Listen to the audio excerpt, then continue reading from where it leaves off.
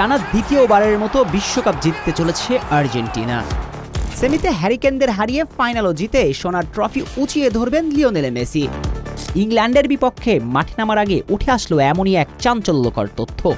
মিলে যাচ্ছে এক অদ্ভুত কাকতালীয় মিল, যা বলছে স্কালোনির দল টানা দ্বিতীয় বিশ্বকাপ জয়ের অনন্য কীর্তি করবেন। চলুন কি সেই কাকতালীয় মিল জানা যাক, যা সুখবর দিচ্ছে মেসিদের। প্রায় ১০০ বছরের বিশ্বকাপ ইতিহাস তন্ন তন্ন করে খুঁজলেও যা পাওয়া যায় তা হচ্ছে এখন পর্যন্ত কোয়ার্টার ফাইনালে মাত্র ৩ বার ম্যাচের ফলাফল ছিল ৩-১ ব্যবধানে জয়, যার প্রথমটি ছিল ১৯৩৮ বিশ্বকাপে। ফ্রান্সকে ৩-১ ব্যবধানে হারিয়েছিল ইতালি, আর ওই বিশ্বকাপের শিরোপা ঘরে তুলে আয়াত জুরা। এরপর দীর্ঘ সময় কেটে গেলেও কোয়ার্টার ফাইনালে ম্যাচের ফলাফল কখনোই আর ৩-১ ব্যবধানে নিষ্পত্তি হয়নি। কিন্তু ১৯৬২ সালে আবারও কোয়ার্টার ফাইনালে ইংল্যান্ডকে ৩-১ গোলের ব্যবধানে হারিয়েছিল ব্রাজিল। কাকতালীয়ভাবে ওই বিশ্বকাপে গারিঞ্জার নৈপুণ্যে সেলেসাওরা জিতে নেয় তাদের দ্বিতীয় শিরোপা।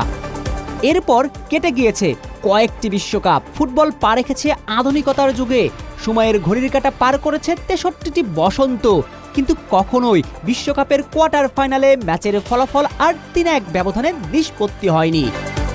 কিন্তু চলমান বিশ্বকাপ অর্থাৎ প্রায় ৬৪ বছর পর ২০২৬ বিশ্বকাপে এসে কোয়ার্টার ফাইনালে আর্জেন্টিনা জিতে নিয়েছে ৩-১ ব্যবধানে।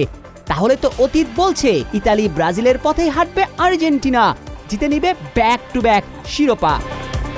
যদিও এটা শুধুমাত্রই কাকতালীয় মিল, কিন্তু ফুটবল মাঠে আপনি কাকতালকে তো আর অস্বীকারও করতে পারবেন না।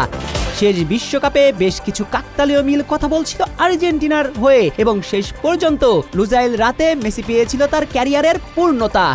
এবারও কি তাহলে মিলে যাচ্ছে? আর্জেন্টিনা জিতছে ৪র্থ বিশ্বকাপ, সেটাই দেখার অপেক্ষা। আর্জেন্টিনা ব্যাক টু ব্যাক বিশ্বজয় করে আসতে পারে কিনা।